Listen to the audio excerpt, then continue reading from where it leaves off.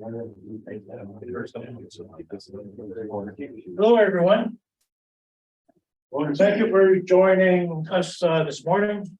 For those of you who don't know me, my name is Sam Barbudo. I'm Health and Safety Specialist here with Workplace Safety North.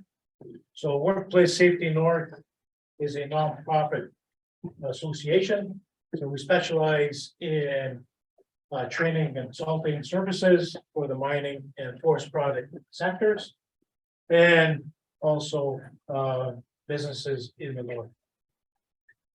Okay, today we're hosting our third symposium, okay, battery and electric vehicles in mines. This also marks our first hybrid event. So hello to our virtual participants, our attendees.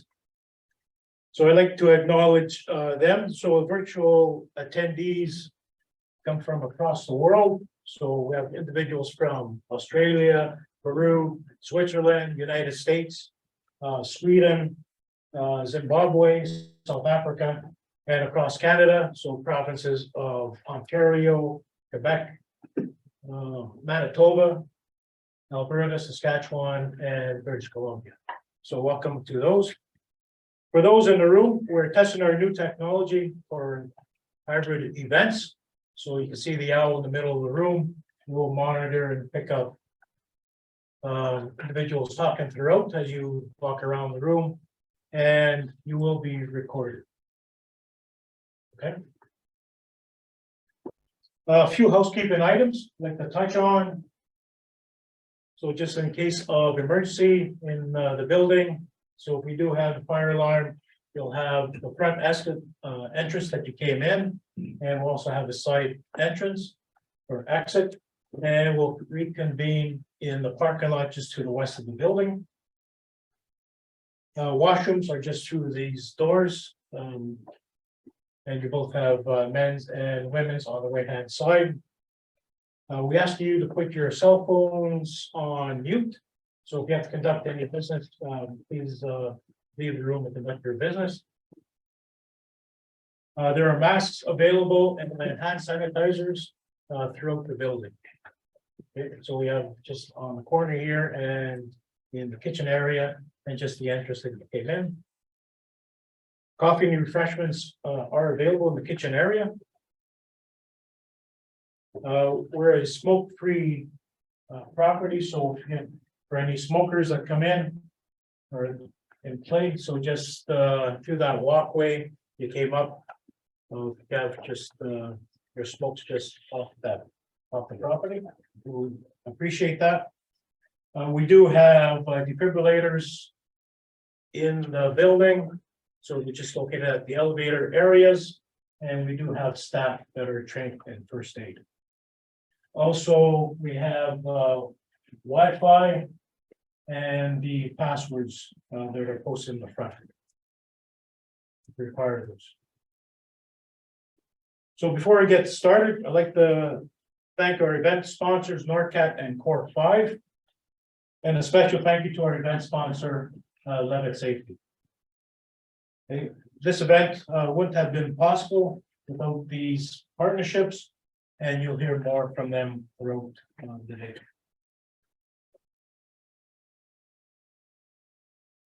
So we have a full agenda today. So you'll hear from industry professionals as they discuss the latest updates on the use of battery electric vehicles in mining operations, including a focus on risk management and controls and safe adoption.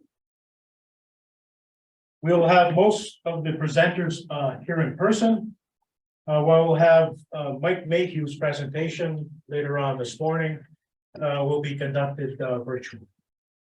And I believe Levitt, you'll have a partner that they'll be joining us virtually also.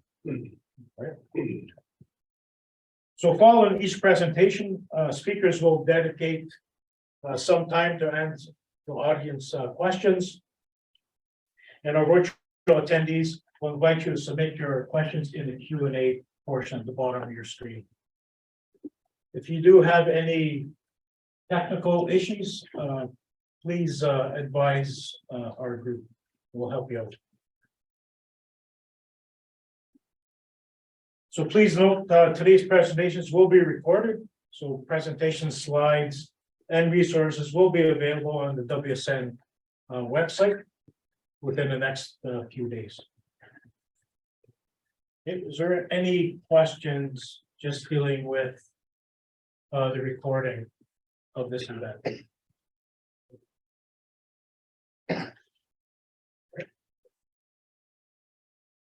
So I'd like to introduce our first speaker. Okay, so I'm pleased to introduce our first presenter, Tom Walton. Tom is a graduate of Lakehead University Forestry Program and Ryerson University Occupational Health and Safety Certificate Program. Tom also holds the Canadian Registered Safety Professional designation. With more than 35 years experience as a health and safety professional in the forestry, pulp and paper industry, and is designated Health and Safety Association, Workplace Safety North. Tom currently holds the position of Director of Health and Safety Services and Education Programs. So please welcome Tom. Well, good morning, everyone. I'm lucky enough to be the first speaker. Looking forward to sharing with you information on the results of our risk assessment and root cause analysis of the battery electric vehicle and the risks and hazards associated with those within the industry. I'll be sharing the information provided to us by industry health and safety specialists and experts in the industry in providing battery electric vehicle information. To start with, I'm in control. Just to provide you a bit of background, this is the background we provide to all our participants of our risk assessment, root cause analysis projects. We base our development of the risk assessment on the James Reason model of accident causation. And as you can see in the depiction here on the screen, the Reason model focuses on, and it's also called the Swiss cheese model, focuses on a number of controls that have been put in place. And those controls vary from design to regulations that have been put in place, standards that have been put in place, training components, as well as other items as noted here, including shortage of key skill sets. You can see in each of these controls, there are holes in those controls. Those are latent failures and active failures that can occur. The darker holes identify failures where controls have been either are not fully effective or have been removed. Well, the lighter color holes identify examples of risks that can result from design issues, for example, or you may be working with a piece of equipment that may have older design and guarding, for example, may not be up to current standards. Considering all these potential failures in relation to design, maybe there's no legislation in place to set consistent standards throughout the industry, or specific training may be outdated. If those things line up as far as failures, and there is also the opportunity for workers to not follow or create unsafe acts and not follow regular procedures. If all those line up, potentially this is where we can have a very serious or catastrophic incident or loss. So our intent throughout our process of risk assessment was to identify these failures, identify how we can make recommendations to improve controls in those areas, along with industry support and recommendations. The risk assessment process is outlined here, and we were very fortunate to have the support of the Mining Legislative Review Committee. who provided us support not only in identifying battery electric vehicles being one of the priorities for us to review, but also the support in bringing forward subject matter experts from both labor and management, who provided us the information we needed to track and consolidate to move the workshop forward.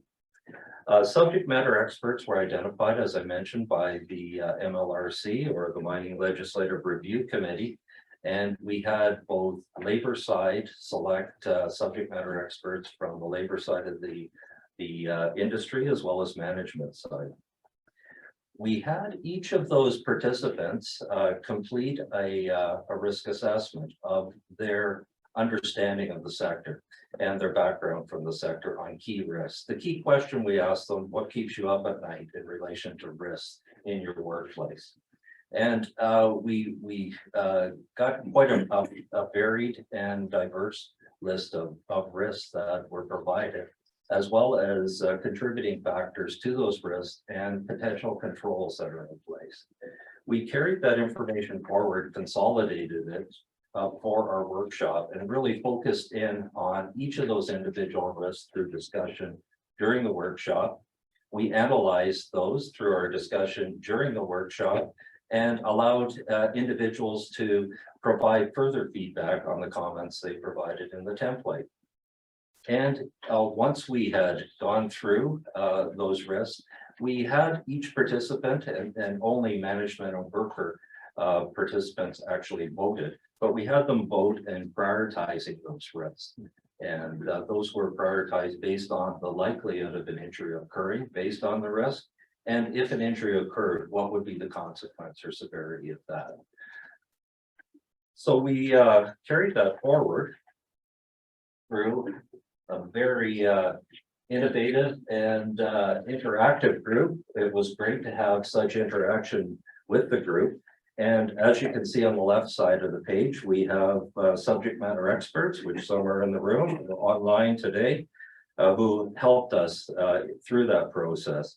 And that includes both organized labor through the United Steelworkers in Unifor, in Ballet, Impala, Lactazil, as well as Glencore, and as well as management representatives from Newmont, Ballet, and Glencore. And we really appreciated their support and their expertise in providing feedback on the risks that were identified.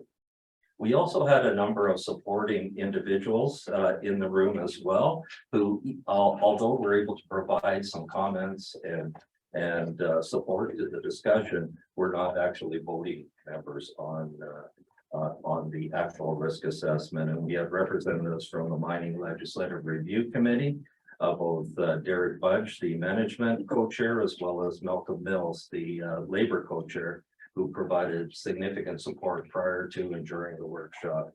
We also had the Ministry of Labor, Immigration, Training and Skills Development represented as observers, and they were able to provide their perspective from an inspector perspective on some of the issues that they'd seen. Just again, as information for the group and something for consideration by the subject matter experts when voting.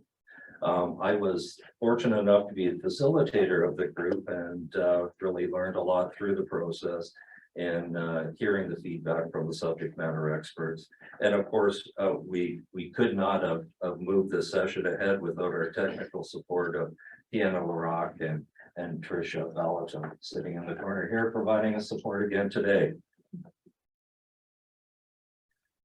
So just a quick overview of how we facilitated the workshop. The workshop process is meant to be open, transparent, and collaborative. We encourage perspectives and viewpoints to be heard from all participants in the process. Responses were respected and not freely edited. And what we did is specific to this is the templates that were developed for the risks that were identified by the participants. We consolidated that information, but we did not interpret or rewrite that information in any way. We brought it forward to the workshop, where the workshop participants were able to discuss that and adjust as needed. The final list of those templates were shared with participants prior to the workshop, so they had an opportunity to review it and discuss those prior to attending. And workshop results were reviewed and validated by participants during the voting process during the workshop. Finding acceptable solutions that all members could support. As I mentioned earlier, only industry experts ranked and voted on the risk during the workshop process.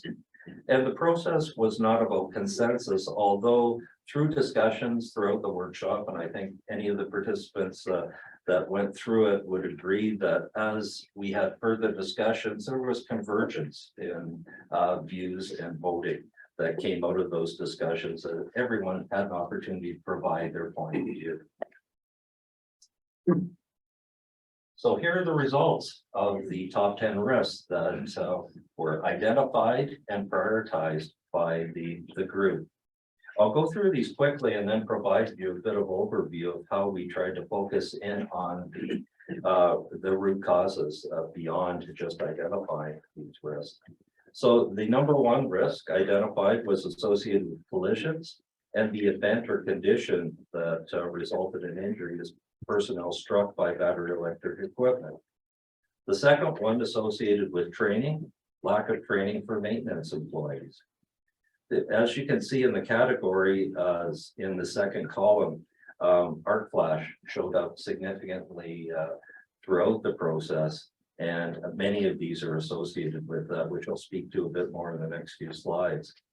But the first event associated with arc flash is associated with loss of control of a lithium ion based chemical energy source, exposing personnel to thermal runaway, potentially fire, arc flash, electrical shock potential, and it was associated with improper live troubleshooting.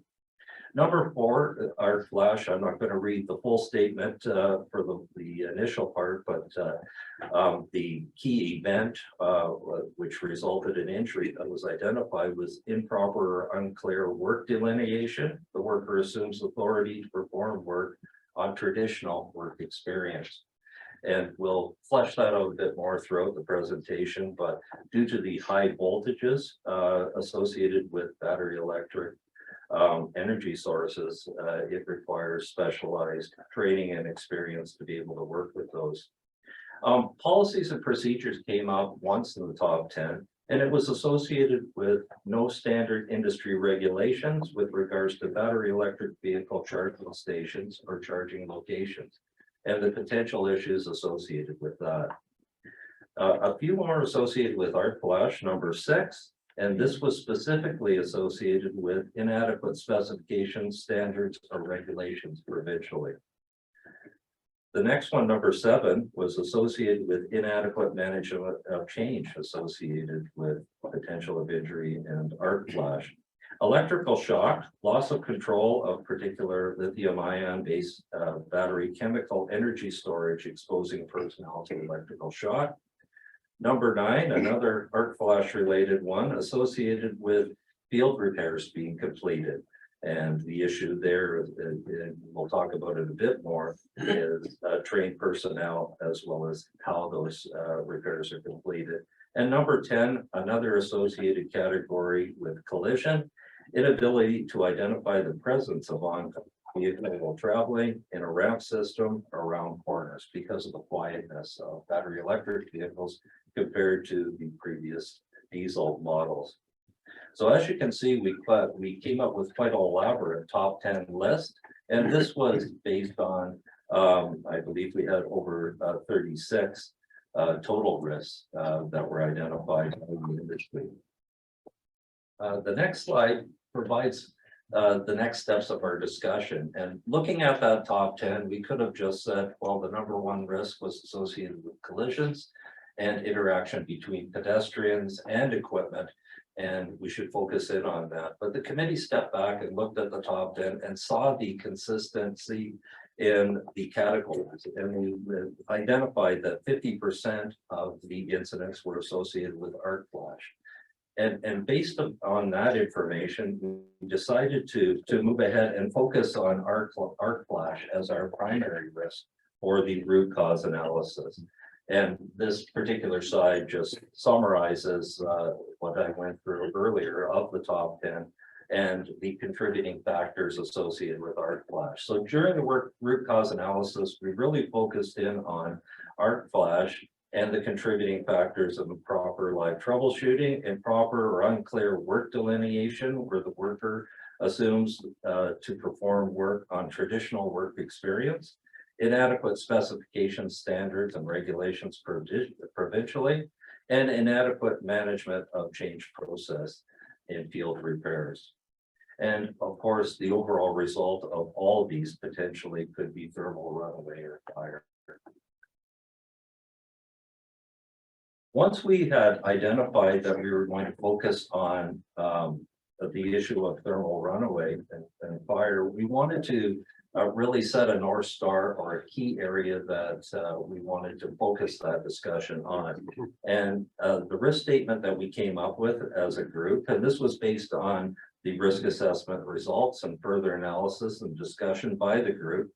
The root cause analysis working group confirmed and developed the following risk statement, which we fleshed out in a fishbone diagram format, which focused on both arc flash and thermal runaway. And the statement that we focused on was thermal runaway event can result in unintended adverse effects on the well-being of workers. And that was really our North Star that we focused on in developing our root cause analysis. Now, what does that root cause analysis look like? This is the fishbone diagram that we came up with, and I know it's a little small, but I did want to just give you an idea of the extent of the discussions during the 2-day root cause analysis. Day 1, based on, as it indicates in the red box on the right, you'll see that the thermal runaway event, or our North Star that we tried to keep focusing in on as the key root cause that we wanted to address, was associated with, again, our thermal runaway event that can result in unintended or adverse effects on the well-being of workers. There were 6 categories we focused on when we looked at how specific aspects of the workplace can impact on worker injuries associated with this primary risks that we wanted to look at. And those categories included tools and machines, process, people, measures, environment, and culture.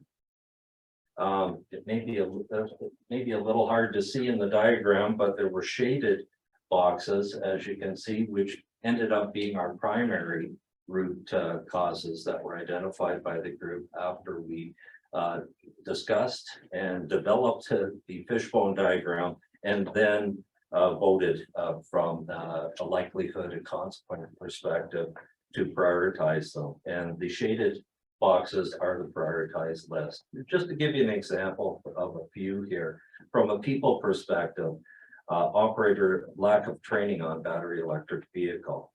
From a process perspective, inadequate maintenance process.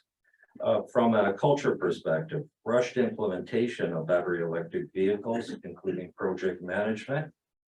And from a measures perspective, lack of Common Core training standards for battery electric vehicles based on the legislated Common Core training here in Ontario for mining workers.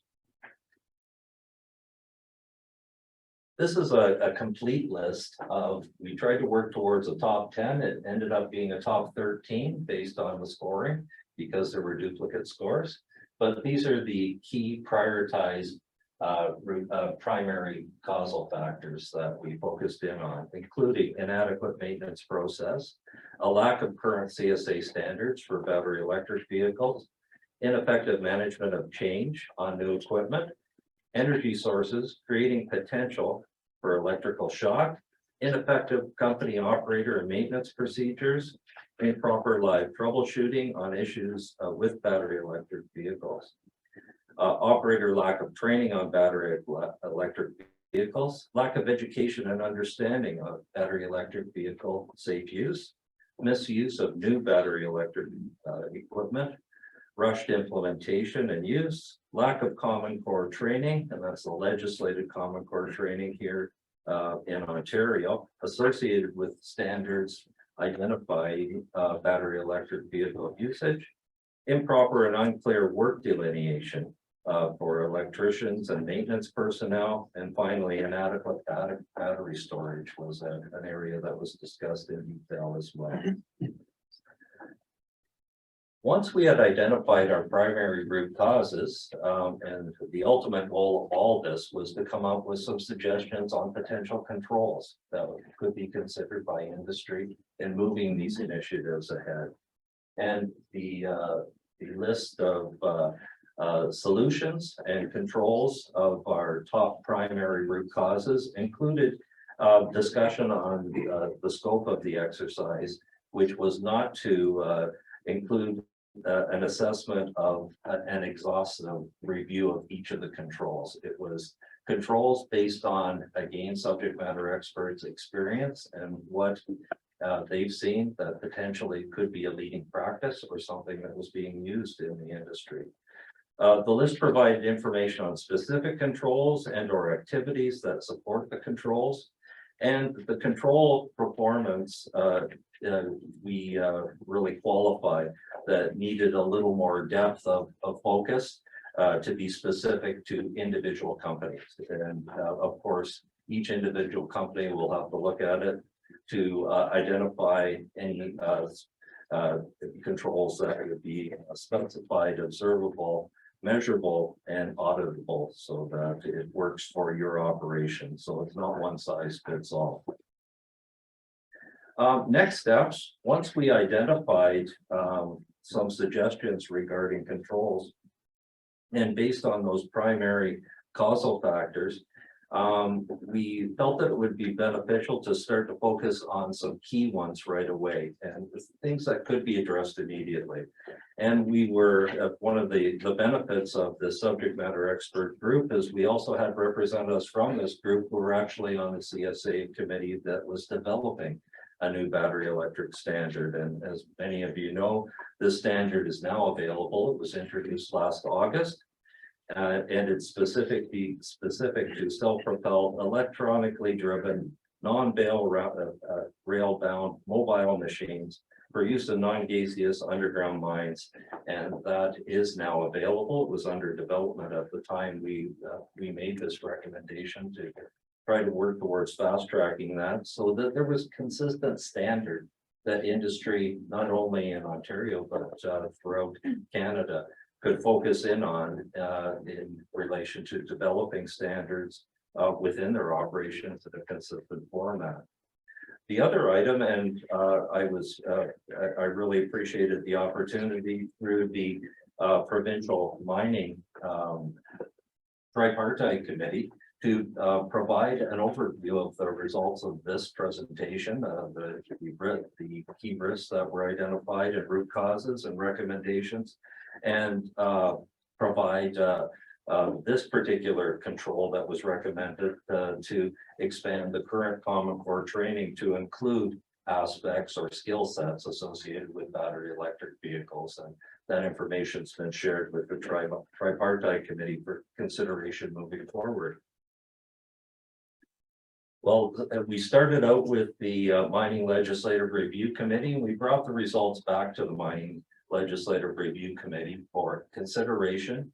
And one of the goals of that committee is to recommend changes within regulations in Ontario to the government. And the following results, as it indicates here, were presented to the Mining Legislative Review Committee, and the committee carried these forward by setting up a battery electric vehicle subcommittee. And the goal of that subcommittee was taking a look at these primary causal factors. Several areas are being looked at to establish effective controls in this area, and where it may be appropriate for regulations or to promote enhanced guidelines. So what the subcommittee is looking at right now is based on the primary causal factors that were identified and the risks. We are comparing those risks to available legislation in Ontario right now. and identifying gaps in areas where there is no legislation. And one of the areas that was mentioned and was one of the key items that was mentioned a little earlier in the presentation was with regards to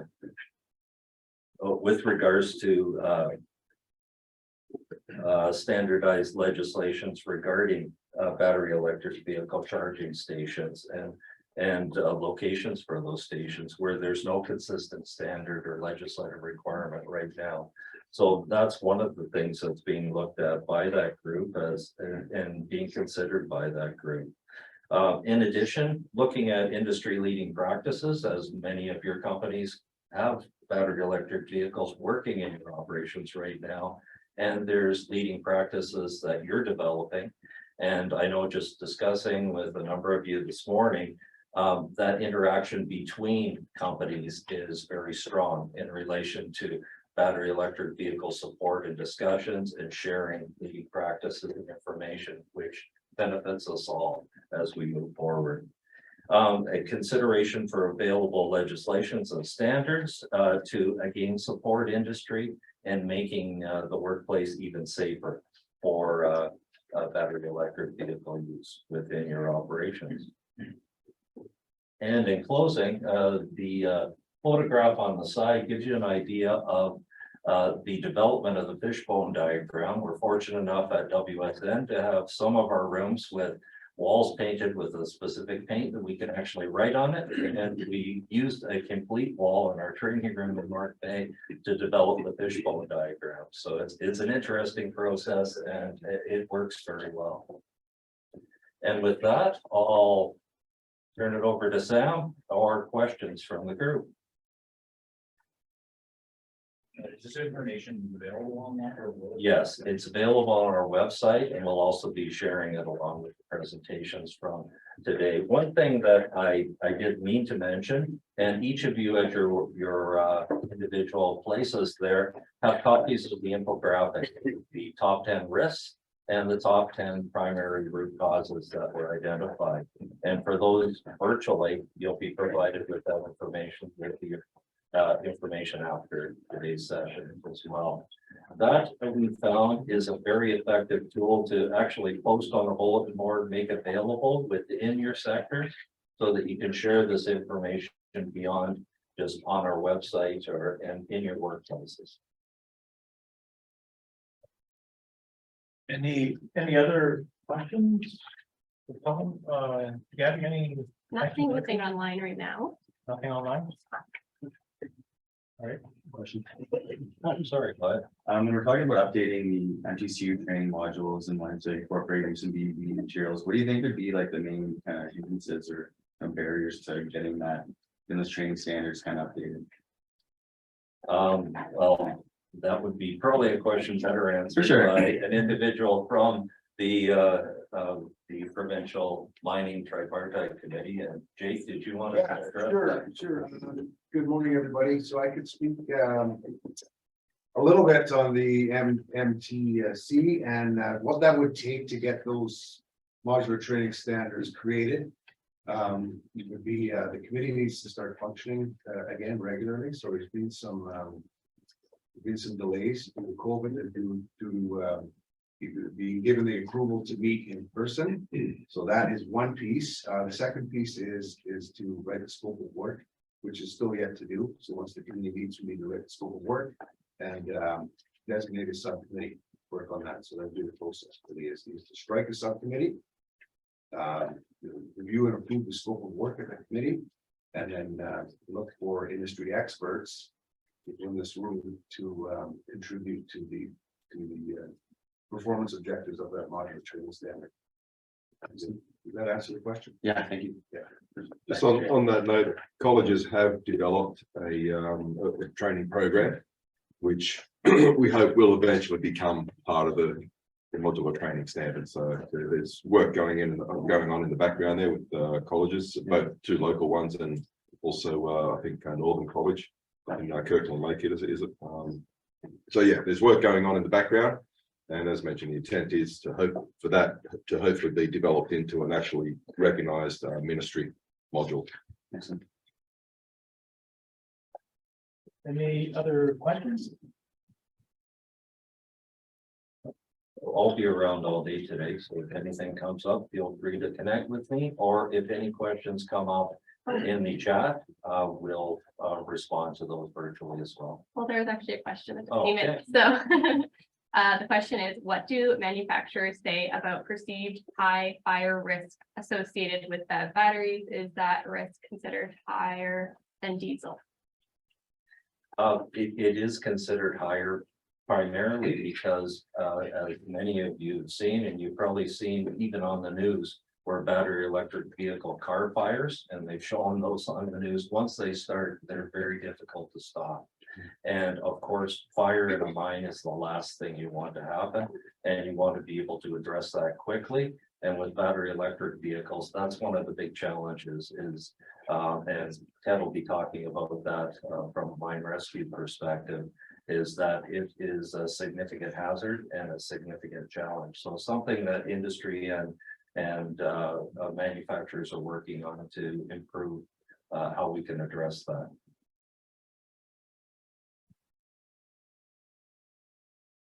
From your findings, do you think the risk of fire is, the risk of having a fire is higher, or if you have a fire, the consequences are more dire? That's exactly it. If you have a fire, the consequences are higher because it's so difficult to exhaust or put out a battery electric vehicle fire.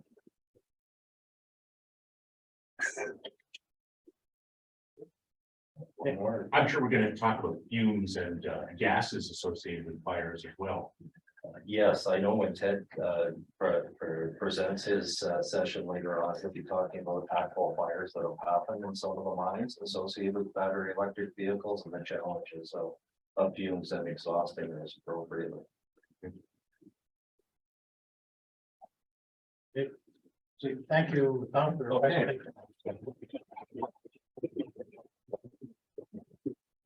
It's a token of our appreciation. Oh, thank you very much. Thank you.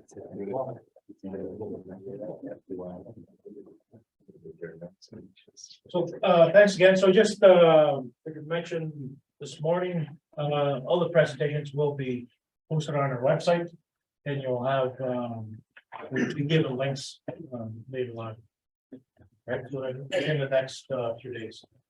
Okay, so our next, presenter is Andre Berrio. Andre is a graduate of Electronics Engineering Technology Program, College Boreal here in Sudbury. He's joined the automation electrical team at Epiroc in 2005, where he completed his apprenticeship and became a licensed industrial electrician. In this role, he was heavily involved in the very first battery electrification projects at Epiroc, where the first scoop trams and mine trucks from diesel to battery electric. He is now proud to be in the role of product and application specialist electrification, spreading the word about the benefits of electrification. So please welcome Andre.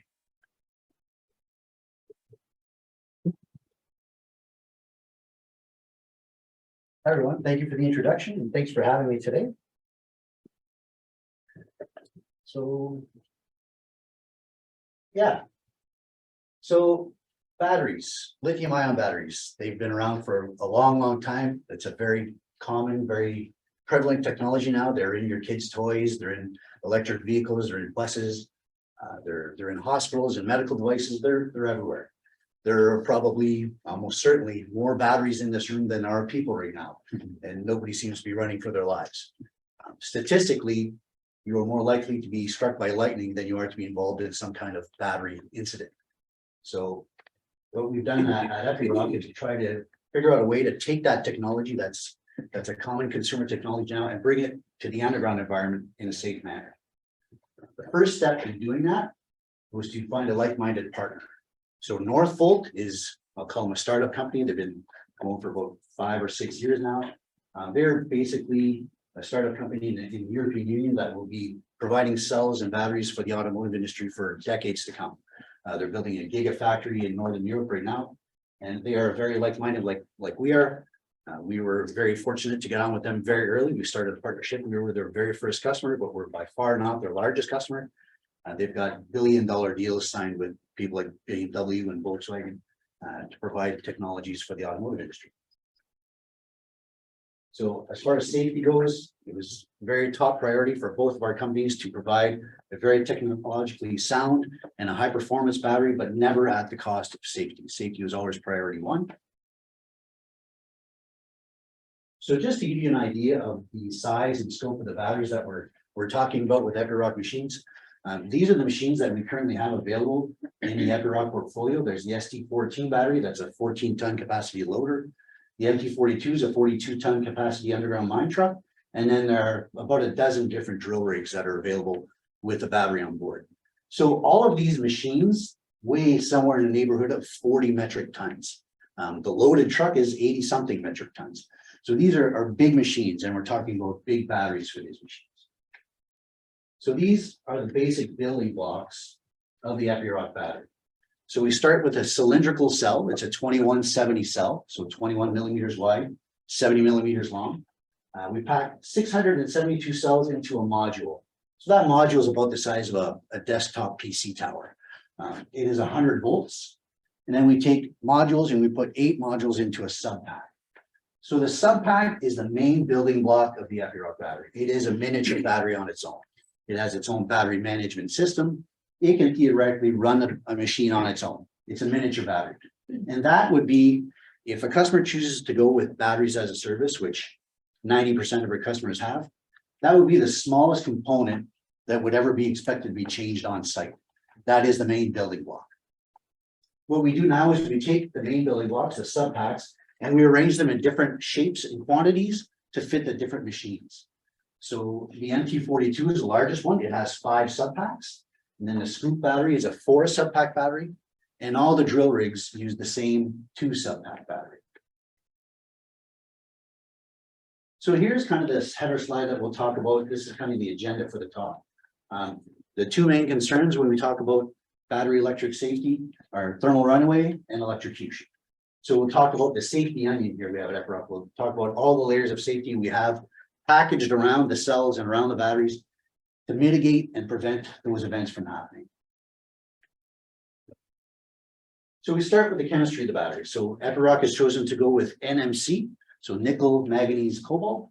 For those of you more in depth, it's 811, the ratios. So NMC has been around for a long, long time. It's the same battery chemistry that Tesla has been using for over a decade now. Tesla actually has a few different variations of it. Actually, they moved on to NCA. It's very common now in electric vehicles, buses. It's a chemistry that's been around for a long time, so it's stable and it's a known product. This is a slide, an image from Battery University. You can see on the bottom left all the aspects of the NMC chemistry, the kind of greenish one. So you can see it's got very energy dense, but not compromising on safety and cost, on stability. So it's a very well-rounded chemistry. So let's talk about thermal runaway. So everybody knows what a thermal runaway is. It's when the lithium, it's the same for all lithium ion batteries. The lithium, when it burns, it creates its own oxygen.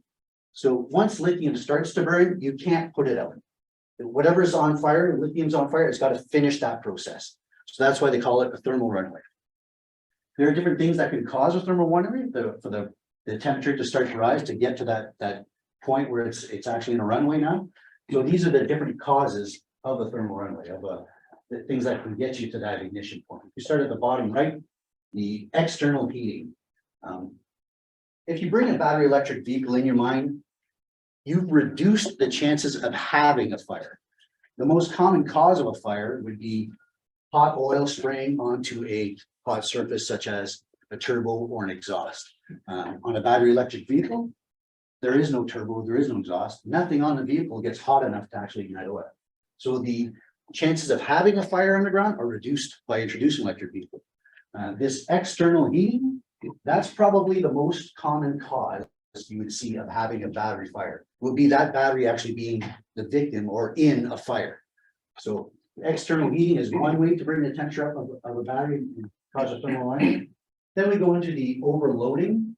So overloading, just working that battery too hard, working to the point where it heats up so much that it's going to ignite. Over discharging. If you've all heard a little bit about batteries, especially lithium ion batteries, if you start, there's a certain point where the battery likes to work in its state of charge. If you try to run it in a bottom 10 or 5%, it starts to work too hard and it gets hot, and then that could cause a thermal runaway. That's over discharging. Overcharging. If you try to pump in more energy than that cell is willing to take, then you can cause a heating effect, and that can cause a thermal runaway. Then we have internal short circuits. So those are usually either a crash or a manufacturer defect, or you can call what we call dendrites after cells age. There's kind of like stalactites and stalagmites that grow on the inside, and they can short internally. You have the anode and the cathode actually connect on the inside of the battery. And then last thing is the external short circuit. Pretty basic. You take the positive and negative somewhere on a machine and you touch them together. What happens? You have too much current, and you can cause it overheating of that cell and that battery. So we'll go through all of the things that we're doing to try and prevent this from ever happening. And if it does happen, what do we do to try and contain it to as few cells as possible? So the first layer of defense is the battery management system.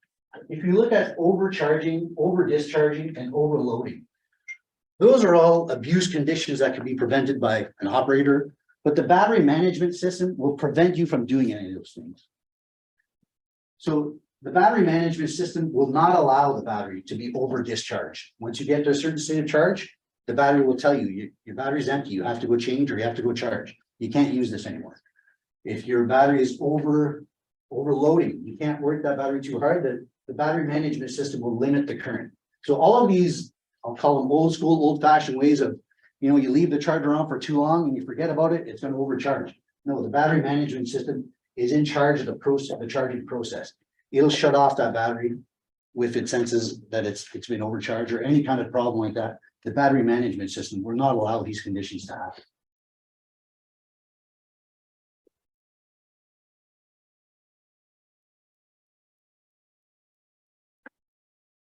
So the battery management system is actually a safety rated device. So we say, well, what if it freezes? What if it crashes? Computers can do that. The battery management system for Northvolt is actually rated at a PL level D, I believe. It's still level 2.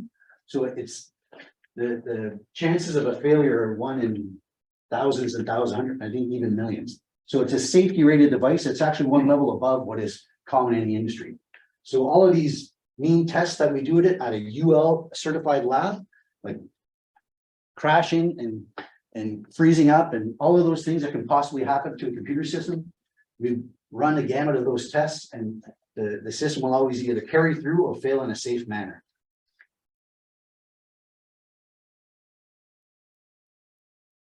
So let's talk about the actual fusing and some of the things that we can stop from an external short circuit. So there's fusing at every level of the battery. We actually start with what we call the current interrupt disk. So on the inside of the cell, so before you even leave the cell, there's a small disk there. It's called like a cockle, that if it starts to be overheating, that pops up and it disconnects the actual top of the cell from the rest of the cells around it. So if you have a short circuit, even on the internal side, that cell will disconnect itself. As soon as it starts to overheat, it will disconnect itself from all the other cells. And then we know that batteries are made up of smaller cells that are all connected either in series or in parallel in groups. Every one of the cells in these batteries are connected to one another in series or in parallel, and every one of those connections is a fuse. So the first connection to connect the battery to the rest of the battery, to the other cells, it's fused. So we're fused right at cell level on every single cell. So the truck battery has 25,000 plus fuses in it. And then we have a fuse at the sub-pack level. So the sub-pack, before all the sub-packs connect together to the main bus, they are fused. And then there are fuses that go out to the vehicle. So the main leads that go out and power the vehicle, they are actually fused. So there's fusing at every step of the way to ensure that we don't get an overcurrent anywhere in between that the fuses can't handle. This is one of the videos. There's a little trouble getting the videos going through the Teams chat, but the point of having the video is that it's very uneventful. So in this video, we've actually, there we go. So the fuses, we shorted a dead short across a module, And those are the fuses of a group of cells that blew. They broke the whole series connections, and that was it. That's, if you put a short circuit across the module, that's the event you get. And then that module is taken out of the circuit, and that whole battery will be taken out of the circuit as well. The BMS would shut off that battery, and you'd have to deal with this problem.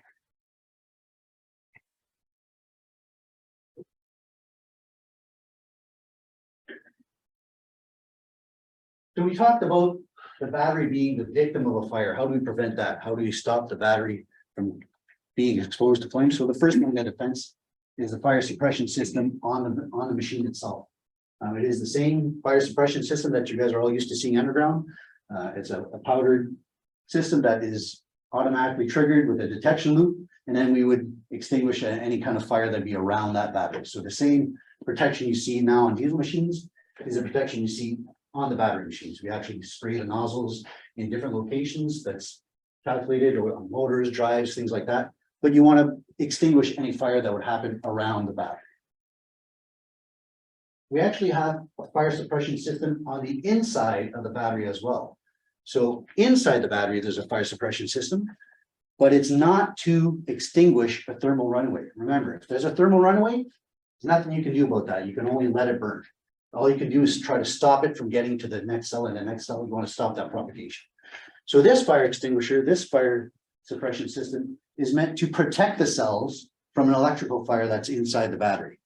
So it's the same kind of extinguishing element that you'd see in server rooms. It's a super cooling gas, so it'll bring everything down there below ignition point.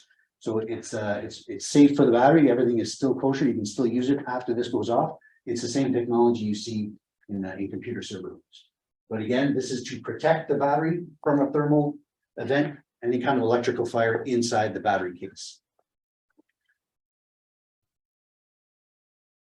Again, here talking about the current interrupt disk. So if you ever have a short circuit internal to a cell, all of the cells around it will want to dump their energy into that cell because it's a path for that current. So as soon as the cell starts to heat up, before there can be an issue, that cell will disconnect itself. So now you can't have that current coming in from other cells. Before that cell continues to heat, before you can have any kind of physical damage to the cell, before it can actually bulge out and cause physical damage to itself and cells around it, there's a pressure relief valve built into every single cell. So as soon as the pressure builds up, before you actually get a bulging, there'll be a vented event. There's a pressure release vent that will allow the gases to escape the subpack in a controlled manner. So we won't get any physical damage from cells that are overheating and bulging up. So now that's what we do to try and prevent a thermal runaway from happening at all. So what happens if you do get a thermal runaway? Now what you want to do is stop the propagation. You want to make sure that as few cells as possible are affected by that runaway. So one of the advantages of having small cylindrical cells, that's actually a safety feature because each cell is built rugged enough and small enough that it doesn't contain enough energy that even if it goes into a full-blown thermal runaway, the cell beside it can withstand it. So even if one cell goes into a full runaway, all the cells around it are designed and built to withstand that heat. And this is actually the video from the UL test that certifies to that. So in this pack, there were 3 modules, and I think you just saw a little puff of smoke come out there. That was there. So there were 3 modules in a pack. They put a heating element under one of the cells in the middle module, let it go into complete thermal runaway, and that was the result. No other cells were affected. They were all able to withstand that heat. So I'm told that our cells are actually able to withstand the heat of 2 to 3 cells before they actually can propagate. But this is the idea, the concept of building the modularity and the containment of that thermal runaway. You want to stop that propagation at all costs, as few cells as possible. Once the thermal runaway starts, the ones that are gone, you have to let them finish, but you want to protect the cells around them before they can actually go into the thermal runaway. And this is a breakdown of the actual module, the way it's built. You can see that there's LICA plates and clamshell and lots of layers between them to try and contain as much heat as possible, that if you do have some kind of thermal event in a module, You want to try and stop it from propagating to the modules around it. And that concept is built at every step of the way. So the actual subpacks are built to contain a massive amount of heat so that they don't propagate heat to the next subpack. You want to stop that propagation so you don't get a full-blown 5,000 cell, 25,000 cell event in the battery. And the last ditch effort, we can actually flood the battery. So there's a connection on the outside of the main case where you can connect line water to it and flood the battery. That on the inside of the battery, that is actually piped into each individual subpack. So you can connect water to it, but again, that is not going to extinguish any fire that's already going inside there. Any cells that are in thermal runaway are going to finish that process. What we're doing by doing this is cooling the rest of the cells to make sure they don't get to that trigger point. So if you have a thermal runaway and you think it's going too quickly, we can't stop, it's got to get to the rest of the cells. You can actually connect the water to it, keep all the other cells cool, and this will stop that propagation to wherever it's at when you put the water on.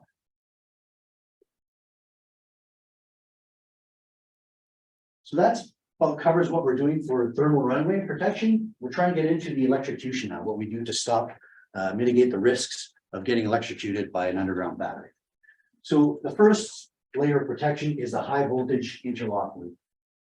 Here, so on the battery, anywhere there is access to high voltage, there's a circuit there that prevents access to that voltage. So there are three actual individual circuits. This is the circuit that's on the external of the battery. So anywhere where you can open a hatch, take a cover off, unplug a connector, you would break this control circuit and that would turn off the battery. There's also a circuit on the rig itself, on the battery machine. You look at the next slide here. So that's an example of everywhere there is on the main battery. If you open any of those covers, those doors, you break that high voltage interlock loop and the battery turns off. On the machine itself, all of these high voltage cables are actually made with a little tab on them. If you look at that bottom left image, that top tab, that's longer than the connector itself. So when you push it in, you make the high voltage interlock loop, and when you pull it out, it's the first thing to disconnect. So as soon as you unplug any one of those cables, the battery shuts off. You break the loop, the battery turns off. So you can't even pull the cable up. All of those cables are touch proof. So even if you could touch it, you wouldn't be able to get electrocuted. And just the nature of DC, for those non-electricians in the room, DC is not like the power in your house. As in your house, if you touch one wire and you've got your feet on the ground, you'll get a shock. You'll get electrocuted. DC is direct current, which is what all batteries are. You actually need to touch the positive and the negative at the same time. So if you touch one of the wires and the machine itself, or just the ground, you're okay. You're still not going to get electrocuted. You actually need to touch the positive and the negative at the same time to get a shot. So all of the connections are touch proof, and on top of that, as soon as you actually unplug them, the battery will shut off. So when I say the battery shuts off, what does that mean? That means there are contactors in that battery that are controlled by the BMS, and the BMS will open those contactors. Each and every subpack has a contactor on the positive and the negative. And then the larger contactors are the ones that actually go out and feed the machine. So when I say the battery shuts itself off, it shuts itself off all the way inside each and every subpack.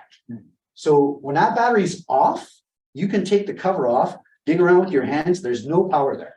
The only place you can actually get electrocuted when the battery's off, you'd have to take a subpack out, take the IP rated cover off with about 40 screws and touch the bus bars in the back of the subpack. That's the only part that's still live when the battery's off. Even if you take the cover off the battery, there's no power anywhere because it's actually shut off at each subpack. And those contactors are actually monitored for their health. The battery management system keeps count of how many times they've been actuated, and that actually keeps track of how long they take to actuate. So they can troubleshoot and they can detect when a contactor is getting tired and there's a possibility that it won't work. So it's the BMS is always checking that it's doing what it's told, and it tells it when to turn off, and it verifies that it's done what it's told, and it monitors its health. So we can do some preventative maintenance there to make sure those are always in place and working properly. Isolation monitoring device, very common question. What happens if one of these connectors comes loose or rubs through and you've got one of the leads is touching the frame of the machine? Can I come up to that machine, touch the frame and get electrocuted? So like I just mentioned, DC power doesn't work that way. So even if you did have a live wire touching the frame of the machine, you wouldn't get electrocuted unless you actually touched the opposite, the negative side with your other hand. Regardless, we are always monitoring the isolation between the positive of the battery and the negative of the battery and the chassis. So the main 700 volt positive and main 700 volt negative are completely isolated from the rest of the machine. And we're always measuring that isolation. So this isolation monitoring device, it checks the resistance between the positive and the frame and the negative and the frame. And it does a self-check every time you turn on the battery, and then it's constant monitoring anytime the battery's on.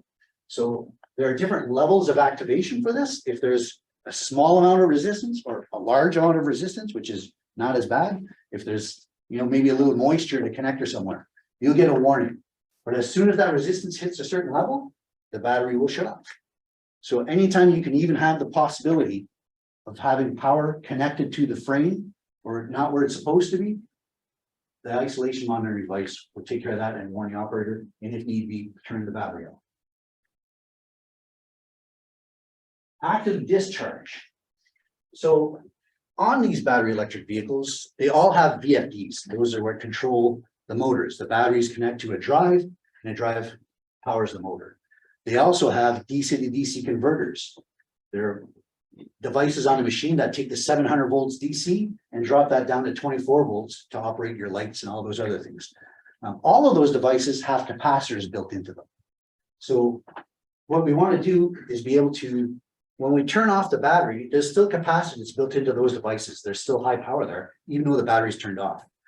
If you just leave it be, within 6 minutes, that will dissipate on its own. But with this device, what it does is as soon as you turn the battery off, it actually shorts the two together, the positive and negative, and dissipates that energy within 10 seconds.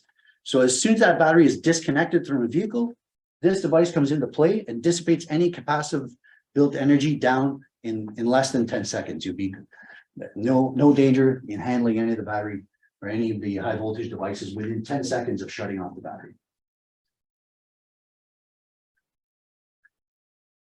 So we talked about, this is just kind of a recap of how we package the battery. You notice the bottom line here is it's built very robust. One of the things we get often asked is what happens if you get a fall of rock, you know, if you're remote mucking and a rock falls on the back of the machine. Well, if you were falling fall of rock on the back of a diesel machine, that's the top of the engine where the heads are and all that. You'd very likely get some heavy damage there, damage the head, probably get oil come out, the exhaust, everything is right there. That's on the back of the machine. It's actually built to the same, it's built to, but not certified to fall of rock protection. So it's very tough, very rugged. I would say more tough than the back of a diesel machine. And actually the way it's built, the design is to have all of the control devices, all of the electrics of the battery are on the top of the battery. They act as a crumple zone so that you don't actually get, you want to, you know, protect the cells from impact as much as you can. So there is always a risk of having a crushed battery and that causing some kind of thermal event, but the risk is probably less than it would be from a diesel machine as far as actually starting a fire from a fall of rock. So all of these things I'm talking about, you know, propagation being stopped at every cell level. These are all the actual certifications that our batteries and cells are tested to. So just because I say one cell won't propagate to the next cell if it catches fire, that's actually been tested in a UL lab by a third party. And we're very proud of all these certifications and tests we put our batteries through. It's very intense, and it's a big step in the industry to get cells and batteries. As it was mentioned before, the standards for these types of batteries, these batteries of this size, there's not very many out there. And we're kind of pushing the governing bodies to try and adapt some of the existing standards to work for underground batteries of this size and this type. People ask about charging. Is charging safe to do? That's a 700 or 800 volt charger pulling onto a battery. Do you need special training? Do you need to be an electrician? Epiroc and a lot of people in the industry are using the same technology that's available to consumers right now. The CCS2 protocol. So you can take our 42-ton truck and drive it to the Walmart and be able to plug it into the charger there, and it should work.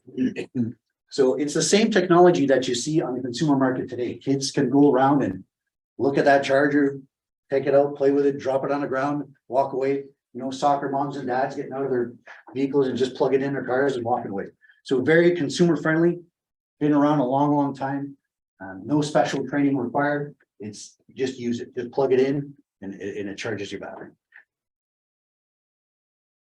One of the things we've learned over the last few years is that early detection of faults is very important, not only for safety, preventing hazardous situations, but also for productivity.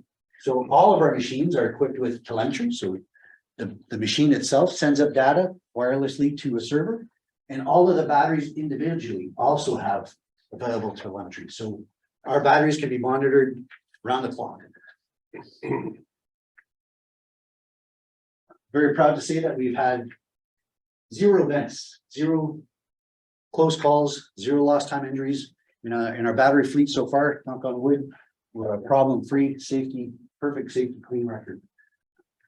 And I hope that that continues. So very common theme I'm hearing today from this morning, and I'm sure we'll hear it again, is education is key. Lack of training. You know, we need to get more programs out there, educate people who are working on site, working on machines, using these machines, and we agree. So this is just an example. This is the training matrix from an Epiroc marketing slide. What we're doing here today is educating. This is, we want to get as many people involved in talking about, and you know, if we talk about the risks, then we can identify risks that some people have missed, and we can put mitigating tools in there to stop those events from happening. So education is key, and I'm glad that we can all do this here today. Thanks for having me.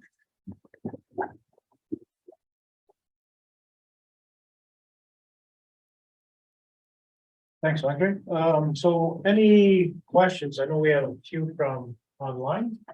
Any in the room? One back there, Andre? You've got fire suppression systems on board for the equipment itself. You recommend it at the charging stations too? So yeah, in the charging station, again, you want to have a charging station set as a charging station. And if you can prevent your batteries from being in a thermal event or being a victim of fire, that's super important. So yeah, we recommend having fire suppression around the chargers and in the charging station as well. Okay, thanks. Yes. Take one from line, Alexa.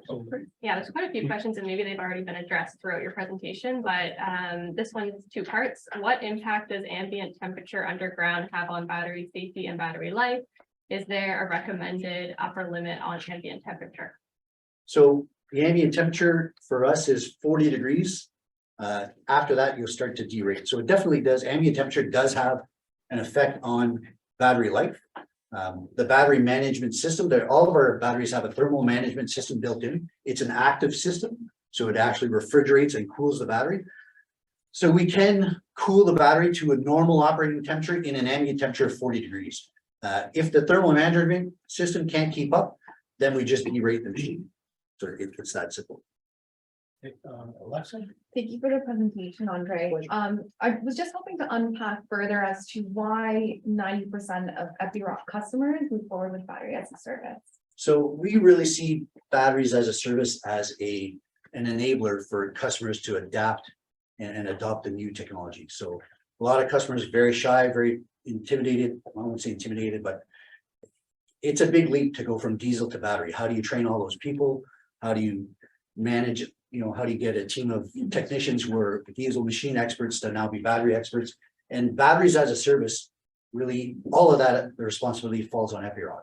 So with batteries as a service, it's classified as a service because Epiroc maintains ownership of that battery and the customer pays for the service of running energy through it.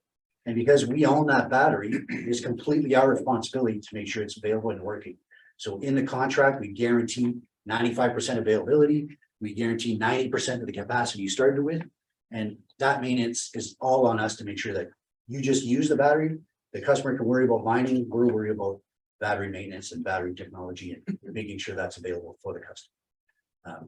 We anticipated when we first started this, that would be about 80% customers would take batteries as a service. And it's been like 98%, virtually almost all of our customers elected to go with batteries as a service. Gabby, just another one online before we go. Someone's asking, how do shock and vibration levels on mining equipment compare to the levels specified in the various standards? So very interesting question. The battery is actually built to the same vibration level as the machine. And we've actually passed a UL vibration test, which was intense. We actually had to take 2 or 3 cracks at it before we actually passed the vibration test. So they take a sub pack because none of the vibration machines can actually handle the whole pack. But we've put a sub pack in, looks like a paint can shaker, and it simulates, I think it simulates something like 200,000 driving hours in a day. And it was after a couple of tests, some adjustments we made on the machine, some vibration dampeners and making the connections more robust, we actually have a UL certification for vibration. Yeah, so if you own the battery. Yeah. And we're talking about downtime and, operating hours and, different operators, but there's a swap out, obviously. Is there, do you have I saw some nice little hooks and places to, how quick can you swap out a battery? And does that mean there's an Epiroc specialist on site for mines that are of a certain size or close by? So with batteries as a service, we're obviously going to be very involved when it comes to battery maintenance and battery training and things like that. The swap, so the drill rigs, the battery is built in, you never have to take it out. It can charge through the cable, so there's very unlikely time that you'll have to actually stop to charge because you can't keep going. It can charge anywhere in the mine, doesn't even need the charger. The scoops and trucks, runtime can go from 4 to 5 hours. A lot of places, when you look at shift length and actual seat time, that's enough to get you through a shift. Or in any shift, it's enough to get you halfway through a shift. So if you can stop and charge halfway through a shift or anytime through the shift, there's a good chance that battery will actually last the shift and you won't even have to do a swap. If you do need to do a swap, it takes about 15 minutes, 10, 15 minutes. There's a special lifting device that you can, so it's pre-balanced when you put the hook on it. It doesn't, it's perfectly level. You slide it under the large lifting hooks of the battery, go up, and the way it's engineered, now the battery is also balanced. So you can bring up and out and put the new one in. One person can do it from ground level in about 15 minutes or less. So Gabby, Someone else says, all the safety features sound fantastic, but how difficult is it going to be to diagnose or troubleshoot when issues do arise? So the number one tool for a battery technician will by far be a laptop. You'll have to be, especially you have to be able to connect to that battery. And in most cases, it'll tell you what's wrong. Troubleshooting, we have a fleet of batteries operating in a couple of different mines, and we're on the same page here when we talk, everyone's going to talk about training, how important it is. So we have our teams that are, we've known this technology has been coming for a few years. So we've had a lot of our specialists go to the product company in Sweden for training right at Northvolt. And then we are propagating that knowledge through our company. So where we do have a fleet of machines now, we have the group that's there day in and day out. And then there's a lot of faces rotating into that team. And they're learning, they're shadowing that group, and then they're the team that's going to go to the next place. And then now we've got 2 places where we can shadow and have people come in. Training, I think we're going to hear that a lot today, is going to be key. And we know it. We are trying to bring as many people up to speed as fast as we can because our customers are going to need it. another question here. If, like, a lot of the places, like specifically the trucks, there's gonna be some long trims. Yeah. If the battery happens to die far away from the charging station, is there a possibility to bring a charger to it? Yeah, there's a lot of different things that we're working on. So one of the things that we recommend if you can build your charging station down ramp. So even if your battery dies, you can always go down because you're regenning at that point. There are ways to get some kind of a rescue vehicle. Those are all things we're trying to look at.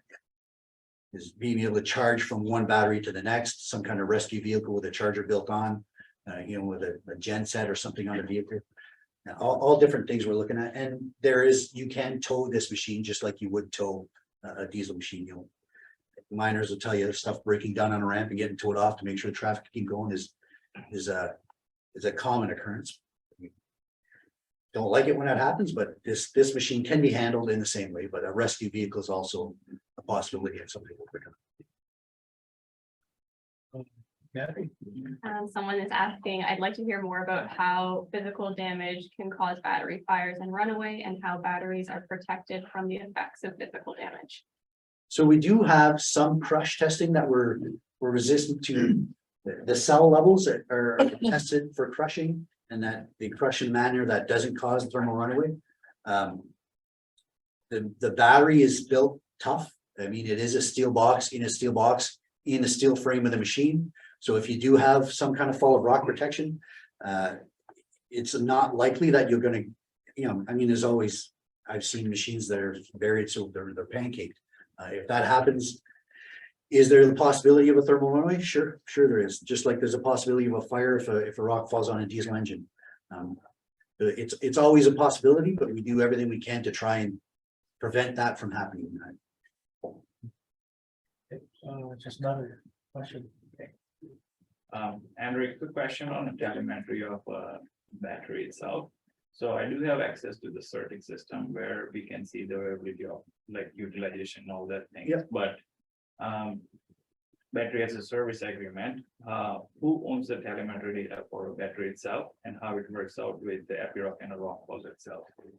So I believe the actual ownership of the battery, if Epiroc owns the battery, so the way it works is CERTIC is the machine telemetry. Yeah. So when the battery is on the machine, any communication that happens, so any kind of faults that the operator would be privy to, anything that's communicated to the machine will go up through the CERTIC telemetry. The battery itself also has its own telemetry. You get more detailed, like down to cell level, down to the health of the battery, things that the operator wouldn't necessarily need to see on his display. That is also is sent directly to the Northvolt cloud. Who owns that? I believe the customer has access to it. I'm not sure exactly on the legalities of that. Why I'm asking, because let's say there is a early detection within the cell itself. Yeah. Then mine itself would know there is a possibility of fire within the cell, right? Yeah, you would And get then alarm, yeah. something as a customer, we need to know Yeah. in early stages. Yeah, for sure. And we would obviously work together with you to make sure that that information gets to the right people. We're not going to let legalities, be a safety issue. That's for sure.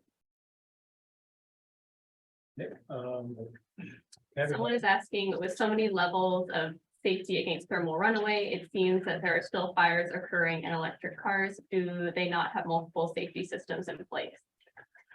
I think so. The number of fires you see in electric cars, I think I think it's misleading. If you look at the amount of cars that are out there, the amount of batteries that are out there, and you look at what you see on YouTube. So first of all, it happens so rarely that when it does happen, it gets a lot of attention, and that make it seem like there are more than there really are.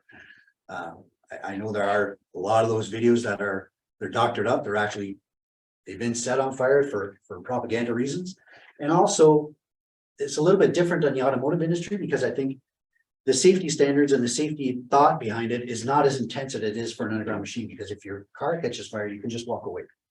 There are more features built into this underground battery, more thought put into it than a car where you can just, if it starts to smoke, you just get out the door and walk away. Okay, so question. Yeah, you talked about the fire safety, like suppression system, external to the battery. How about, what is your take on the fire extinguishing agent? So It's being sprayed, like, is it, because mostly sometimes it's AV, or you don't get the seat protection on certain. I can't remember exactly what it is. chemicals, yeah. It's so the risks of the fire on the machine Yeah. are very similar to the diesel machine. It's the same system we use. Okay, So you could potentially have some kind of oil fire. There's less chances of it, but the agent in there is also good for electrical fires, which is much more prevalent and probably more likely on a battery electric vehicle, and it does cover that. So Gabby, another question? Okay, these were from earlier and they're both about the BMS system, so I'll just try and combine them. How does BMS control individual microcells from overcharge, over discharge? And then also, does the BMS system include gas sensors to detect lithium ion battery vent gases? So there's no gas sensing per se, and the detection is at cell group level. So the current sensing and the actual temperature sensors there are quite a few sensors, temperature sensors across the modules.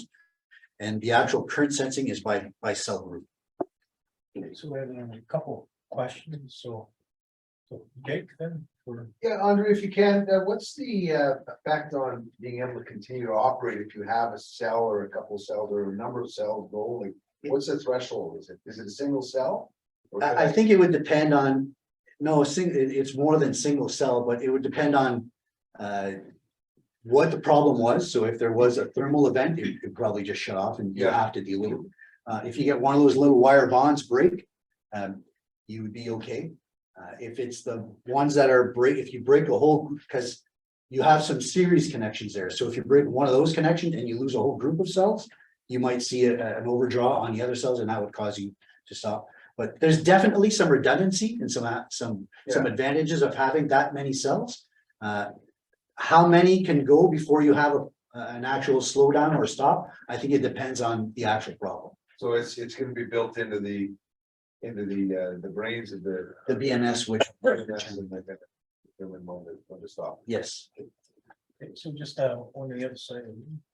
Yeah, for customers that opt out of the service style purchasing. Yep. What sort of framework do you provide for them in terms of maintenance? so same as a machine. You could buy a machine and buy a service package.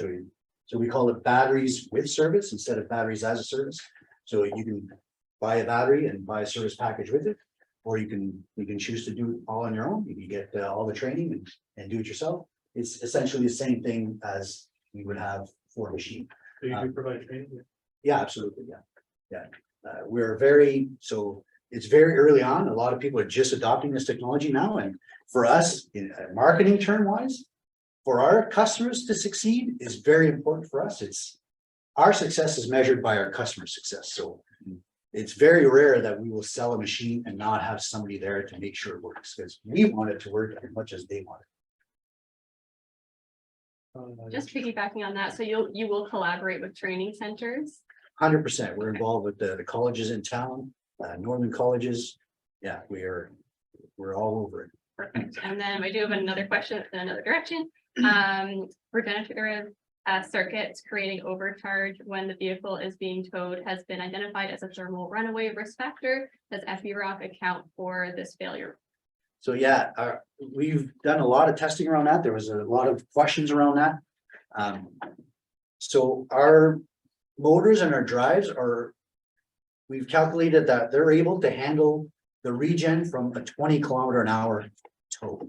So nobody's ever going to tow that fast. There are systems in place. The battery's disconnected while you're towing. So when you're towing, the battery's disconnected. So there shouldn't be any feedback all the way to that battery. You're just creating potential in the inverter. The inverter should be able to handle that potential and not have an issue. There is in our manuals is actually a place where it says to disconnect the drive line, but that's actually just to protect the transmission. On the scoop, there's still a transmission, and if you turn the transmission, when the engine's not running or the motor's not running, the oil is not at the right places. So you can tow very slow and not have to worry about the transmission. But the only reason we even suggest taking the drive line off is to protect the transmission. The drives are capable of handling the voltage generated from the tow. Hey, we have a question here. Yeah, you mentioned a battery university. What kind of a course is that? Well, it's just a website. If you go to batteryuniversity.com, there's all kinds of information. Is there a question? Yeah. Any other questions? When you mention thermal runaway, basically your lithium that's producing oxygen. Yeah.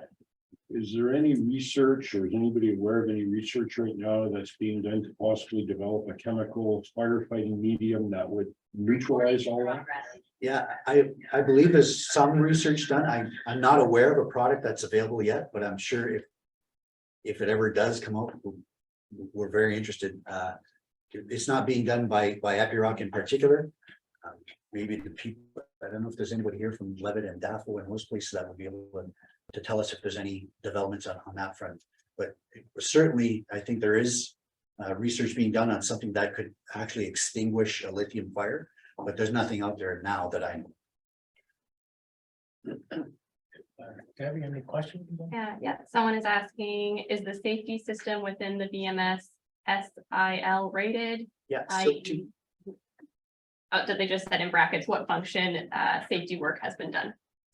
so it is certified to SIL 2, and I think it's actually not, I have to go all the way back, but it's PL level D, I believe, C or D, and SIL 2.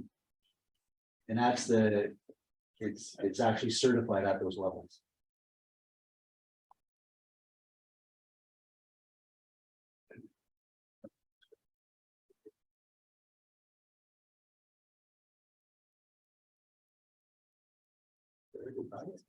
Thanks, Dave. Sorry.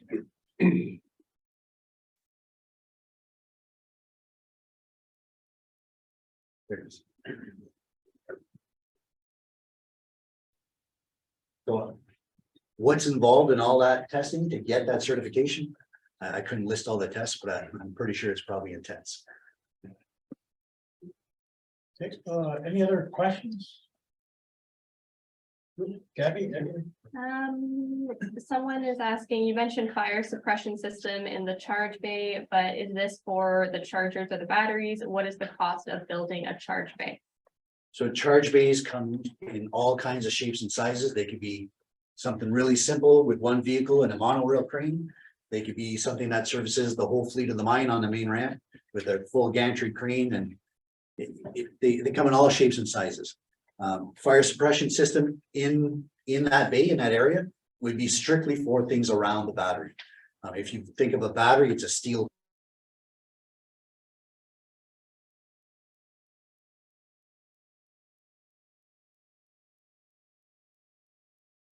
Questions online, but yeah, I don't know if we'll be able to get to them all. Contact me. Yeah. That's what I do. If somebody wants to have I can come this One, a quick question, what technologies that you're using when batteries at 100%? Sound super truck going down ramp. Yeah. What technology are you guys using in order to control build a set on a battery electric vehicle? Yeah, so there's a few things in place there. So one, 100% you see when you're on board doesn't necessarily mean it's actually 100%. So that's what the operator sees. So there is always a little window at the top of that battery where you can take more.